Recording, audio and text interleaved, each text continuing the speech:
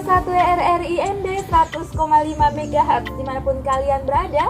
Kembali lagi bersama saya Valeriani Intan di Lintas ND Pagi.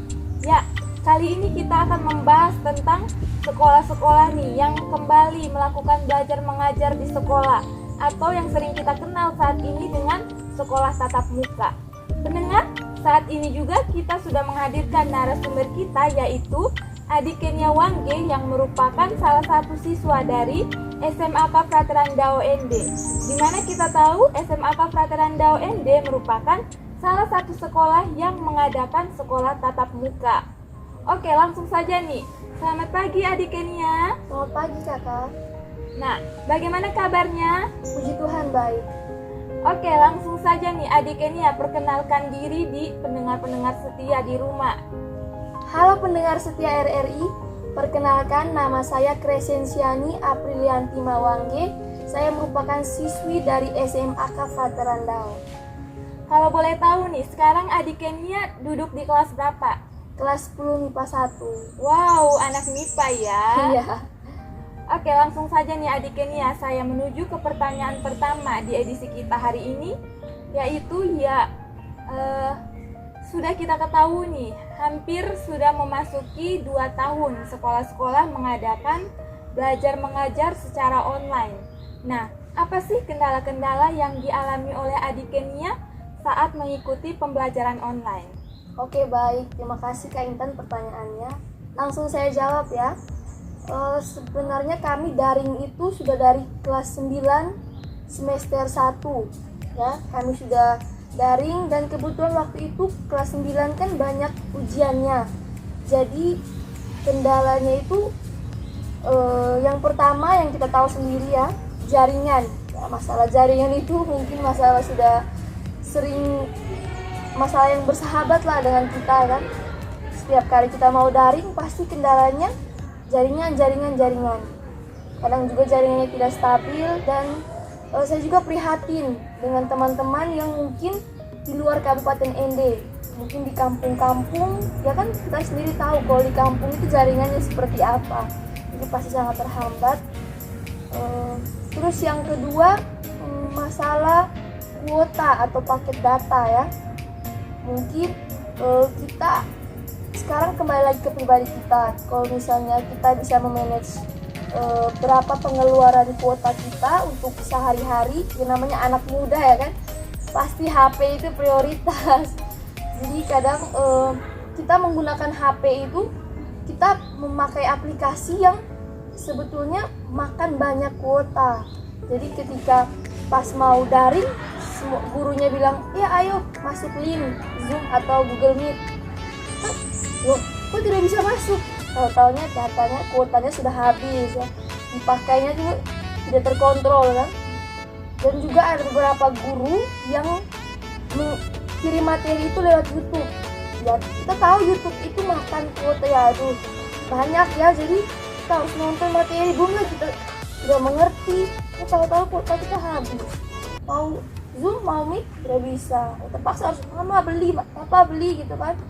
Dan kita dari sini tuh harus belajar hemat. Terus yang ketiga juga, ini mungkin dalam kehidupan saya tidak terjadi ya, tapi di teman-teman yang lain mungkin yang ketiga itu tidak punya HP ya. Karena kita prihatin juga, mungkin orang tuanya dengan latar belakang yang agak ya bilang kurang mampu ya, terbatas, jadi susah. Sedangkan kita setiap hari Zoom meeting itu menggunakan HP, jadi mereka mungkin harus pinjam ke saudaranya, pinjam ke keluarganya, dan terpaksa ada yang orang tua itu ya tidak apa-apa, harganya 3 juta, 4 juta mereka keluarkan hanya demi untuk anaknya bisa ikut les. Jadi itu sedikit. Oke baik pendengar, seperti yang kita dengar nih, kendala yang dialami oleh Adik Kenia, yaitu yang paling penting pertama adalah jaringan tuh. Ya, seperti kita tahu, kadang jaringan di daerah kita juga kadang agak sedikit bermasalah ya. Nah, yang kedua juga nih, masalah kuota, karena pasti adik-adik di rumah juga akan terganggu dengan aplikasi-aplikasi yang sekarang nih lagi banyak viral nih. Apalagi tuh aplikasi yang sekarang di media sosial yang anak-anak muda paling senang tuh. Satu, pasti pendengar-pendengar di rumah juga tahu kan. Nah, selanjutnya nih, Adik Kenia, bagaimana sih rasanya saat Adik Kenia mengikuti pembelajaran secara online dan saat Adik Kenia mengikuti pembelajaran secara tatap muka? Oke, baik. Perasaan saya yang pertama itu tentunya tidak suka ya, karena saya pribadi itu tipe orang yang akan lebih memahami kalau dijelaskan secara langsung ya, langsung berhadapan muka, sehingga kalau ada yang belum mengerti, ada yang tidak dipahami bisa tanya langsung. Dan ketika diberitahu kalau ya kita semuanya online daring, aduh malas banget ya, kenapa harus begini, kenapa harus online, tidak bisa kah kita offline. Ya kita tahu sendiri sekarang Indonesia lagi pandemi, jadi terpaksa kita harus belajar dari rumah, bekerja dari rumah, dan tentunya beribadah dari rumah. Ya mau tidak mau, siap tidak siap harus terima. Dan terus yang kedua bosan ya, bosan pastilah, ini pasti semua siswa yang pernah belajar daring pasti bosan tuh. Setiap hari harus ya ketemu lagi deh kita, meeting, zoom meeting. Jadi agak bosan, kenapa kita harus begini, dan dengan belum lagi jaringan yang lola banget gitu kan, yang rasanya tidak suka, bosan ya tentunya. Sedangkan kalau tatap muka pasti itu senang banget karena ada teman kan, kita bisa seru-seru, bisa enjoy, terus kita bisa berbagi cerita juga. Kalau ada yang tidak mengerti bisa ditanyakan, terima ya, pasti dalam diri kita akan, kenapa saya tidak mau begini. Jadi kita harus memahami dulu Indonesia sekarang situasinya begini, kita harus terima.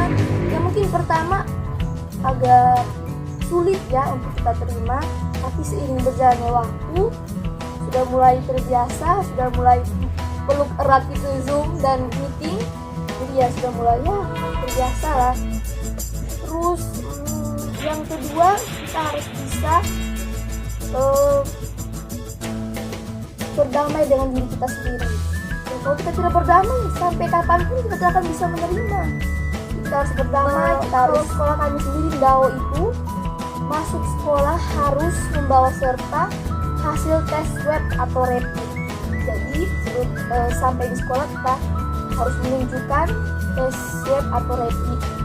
Jadi kalau yang tidak bawa, mohon maaf dipulangkan ke rumah, harus swab atau rapid dulu baru bisa ke sekolah. Terus sampai di sekolah itu ya wajib ukur suhu.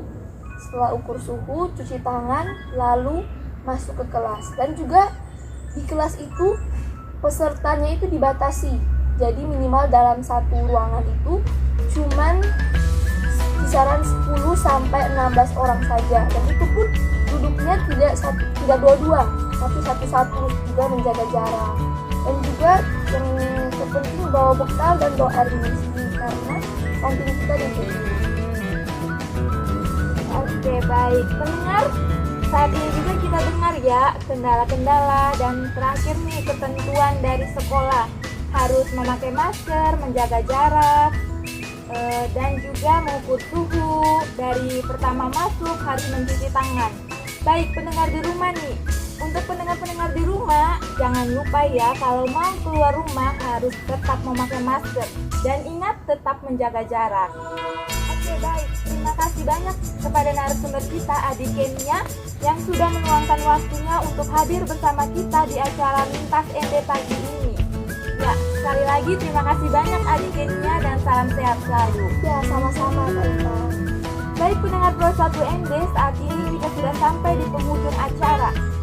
Kami akan update terus informasi untuk Anda. Nantikan bersama kami di RRI Pro 1 ND. Selamat siang dan sampai jumpa.